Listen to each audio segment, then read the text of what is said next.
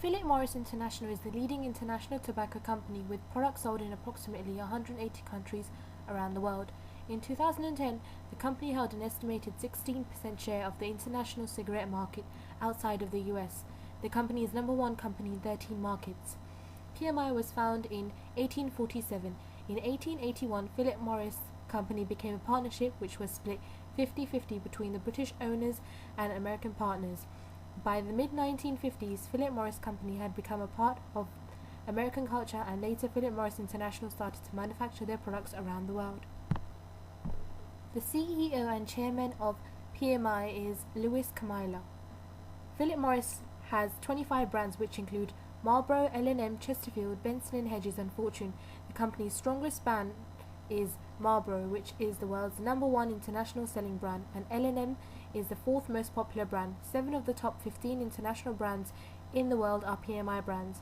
The company has staff of more than 78,000 employees from all around the globe. The company's net revenue totaled to $27.2 billion in 2010, up by 8.7%. This was determined by their strong pricing power and was based on their brand leadership.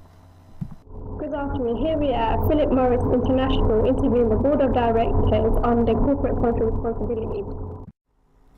Good afternoon. Here with me is Pooja Sharma. Good afternoon.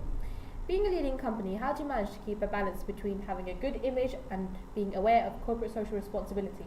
As a company, we always try to think of the health of the consumers, but in Uruguay, the government wanted to increase health warnings up to 80%, which would leave us no space for legally protected trademarks. They also wanted to put repulsive and shocking images on the packaging, which would not reflect smoking-related effects. But to keep a good brand image, one of our sub-companies, Ultra, highly focused on corporate social responsibility, putting them at number one on tobacco industry on Fortune's most admired list. How do you feel PMI is being corporate social responsible? Do they face any problems? At PMI, we always try to put our employees, the environments they work in, the farming communities in which we source our tobacco from, and the countries our company is based in at the line of our priority. We understand the consequences our product causes, but we have chosen 5 areas in which we try to give back in. These areas include hunger and extreme poverty, education, rural living conditions, domestic violence and disaster relief. Although we try to help our employees and our consumers, governments such as the Australian government makes various issues difficult for us. For example, the Australian government are passing a law that will take effect in December of 2012 that will ban logos and brand imagery. What has driven PMI to become the leading tobacco company? Our main principle is to keep a close relationship with our employees, who are highly motivated, talented and united for us to reach our goal. We have a strict policy to ensure that each customer receives a high premium standard product, and we try to create and make innovative products that are ever changing and keeps our consumers interested in PMI.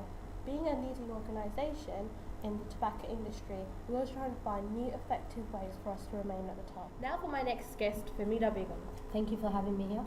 As an organisation, how could you further analyse the external issues PMI faces? Well, an economical factor that is affecting our company is excise tax. The excise tax has been increasing over the years with $200 billion a year. The government has also taken 60% of the tax, which means that they need to take into consideration that big organisations find that unaffordable. Do you feel the health of your consumers is part of your corporate social responsibility? As a company, it's our duty to make sure that consumers are aware of the health warnings. However, because of the limited amount of space on packaging, it's hard for us to display the information. One political factor that we face is the banning on cigarettes in public places and workplaces. This has affected the revenue as less people are likely to purchase PMI products.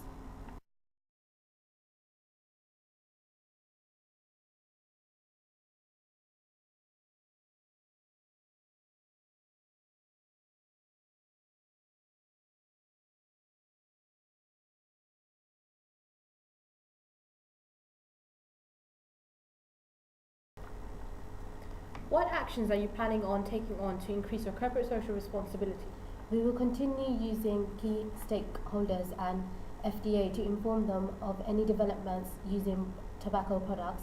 We will also try and reduce underage tobacco use using the human relations model. PMI should also launch the very first online corporate responsibility report associated with global reporting initiative using the open system model. We want to continue improving our environmental performance as we are aware that people across the world are becoming more environmentally friendly. Our final aim is to invest in communities where we source our tobacco from, which will aid them to have better living and working conditions.